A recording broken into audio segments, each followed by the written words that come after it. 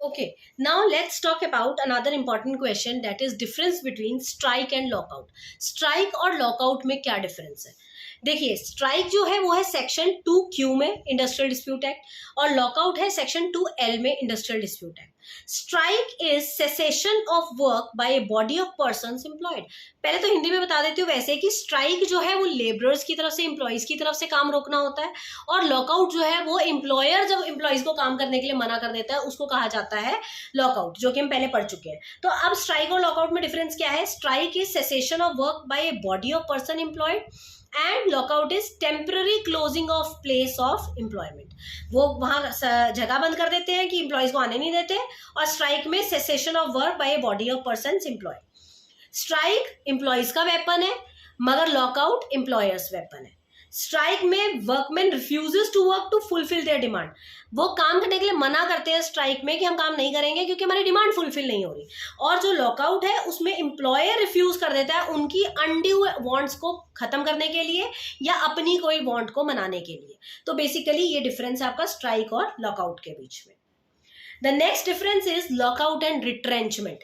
Lockout and retrenchment. Retrenchment is very important topic. Retrenchment के ऊपर हम एक लॉन्ग क्वेश्चन भी करेंगे कल की वीडियोस में.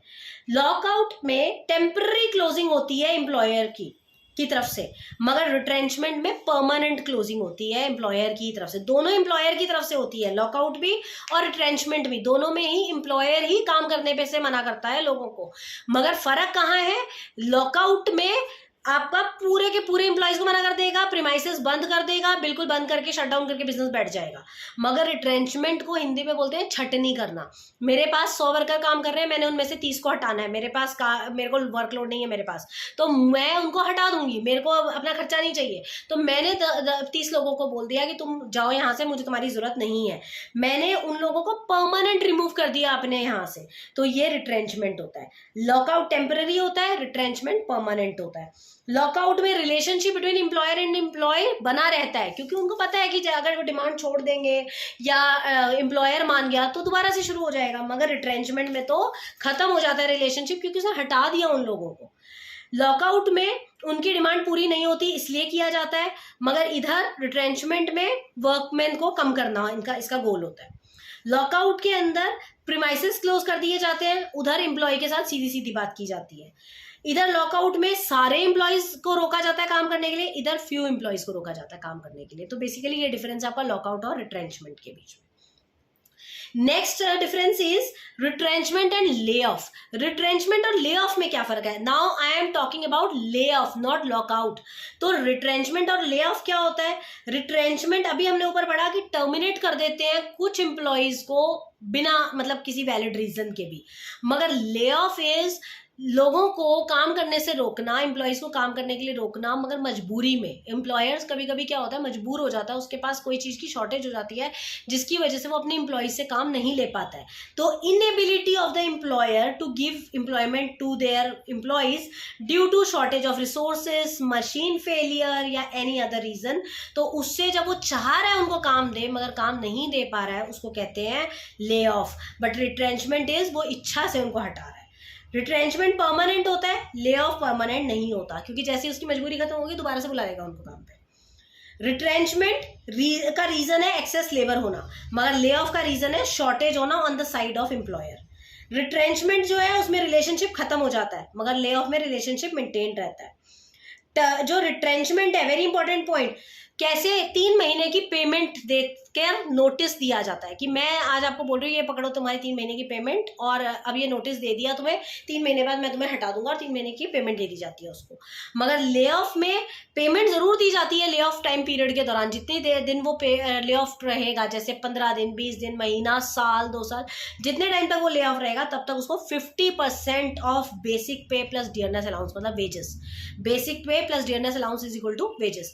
तो 50% उसका दिया जाएगा. तो ये हो गया उसका ले ऑफ. तो लॉकआउट, ले ऑफ और रिट्रेंचमेंट तीनों आपको अच्छे से क्लियर होने जाने चाहिए कि ये होता क्या है. अब हम बात करेंगे remedy if the registration of trade union is refused. क्या रेमेडी है अगर किसी ट्रेड यूनियन को रजिस्टर करने से रिफ्यूज कर दिया जाए? मतलब अगर ट्रेड यूनियन को रजिस्टर करने से रजिस्ट्रार रिफ्यूज कर देता है तो उसकी रेमेडी क्या है? पहले तो हम ये पढ़ेंगे कि कोई भी रजिस्ट्रार को जब भी ट्रेड यूनियन को रजिस्टर करने से मना करता है तो वो किस ग्राउंड्स पे करता है। तो registrar has a power to cancel the trade union registration under section 10 on the following grounds. Number 1 is if they breaks any rule, अगर उन्होंने कोई रूल तोड़ा। नंबर 2, रजिस्ट्रेशन जो करवा रहे हैं वो कोई फ्रॉड या मिस्टेक के जरिए पे करा रहे हैं। एंड नंबर 3, कोई भी इलीगल कंडीशन है, इनकी कोई कंडीशन ऐसी है जो कि इलीगल है, जो उनको ट्रेड यूनियन नहीं बनने देना चाहती, तो उस तीन ग्राउंड्स पे एक रजिस्ट्रार मना कर सकता है कि मैं तुम्हें ट्रेड यूनियन नहीं बनने दूंगा। अब इसकी रेमेडी क्या है? ट्रेड यूनियन वाले कहाँ जा सकते हैं?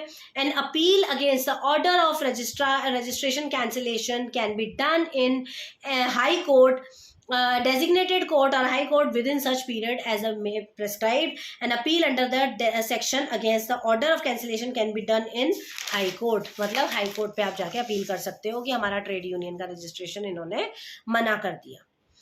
अब उसके बाद अगला टॉपिक है time for payment of wages. Payment of wages का टाइम पीरियड होता है, आपको पता है हर वेजेस का टाइम पीरियड होता है। जैसे हम किसी को पेमेंट वेज देते हैं तो हम कहते हैं यार 2 दिन बाद 3 दिन, ऐसा नहीं होता। ऑर्गेनाइज सेक्टर में इसका एक डिसाइडेड टाइम होता है। क्या टाइम है? The payment of wage act 1936 define करता है रूल्स जो ये बताता है कि एक वेज अर्नर को वेजेस कब मिलनी चाहिए। एवरी पर्सन एम्प्लॉयड अपॉन और in any railway, factory, industrial or any other establishment upon or in which the total number of employed person is less than 1000। ध्यान से सुनेंगे कि हर वो इंसान जो काम कर रहा है रेलवेज में, फैक्ट्री में, इंडस्ट्रीज में, ऐसी कोई एस्टेब्लिशमेंट में जहां पर वर्कर्स की जो संख्या है वो 1000 से कम है, तो उसको पेमेंट मिलेगी महीना पूरा होने के बाद 7वें दिन। जैसे मेरा महीना अगर 1 से 1 का है तो 1 तारीख को मेरा महीना पूरा हो गया तो मुझे 8 तारीख से पहले पेमेंट मिल जानी चाहिए। तो expiry of 7th day from the last day of the wage period of which wages are payable. और सेकेंड, अगर यही संख्या 1000 से ऊपर हो, अगर आपके यहाँ पर जो वर्कर्स की संख्या 1000 से ऊपर हो तो यही 7वां दिन 10वें दिन में बदल जाता है। Other than above must receive his wages before the expiry of 10th day from the last day of the wage period. आपका वेज पीरियड जिस दिन खत्म होता है उसके 10वें दिन आपको वेजेस मिल जाने चाहिए। आई मीन 10वें दिन से पहले वेजेस मिल जाने चाहिए। ये तो हो गई पहली कंडीशन। उसके बाद if employer terminates the employee, अगर कोई एम्प्लॉयर एम्प्लॉय को टर्मिनेट कर देता है तो उसको ये बात का ध्यान रखना है कि उसको उसकी वेज कब देनी है? जिस दिन उसने उसको टर्मिनेट किया है उसके 2nd वर्किंग डे पे उसको पेमेंट देनी चाहिए। जैसे मुझे अगर आज टर्मिनेट कर रहे हो तो परसों से पहले मुझे मेरी पेमेंट मिल जानी चाहिए। And third thing very important is payment is always given on working day. Payment को आप कभी भी ये नहीं कहेंगे संडे को आके ले जाना या संडे को आप नहीं देंगे पेमेंट, आप हमेशा वर्किंग डे वाले दिन पेमेंट्स देंगे उसको। ठीक है, तो ये हो गए हमारे कुछ और important question. Now in the next video we will discuss few more.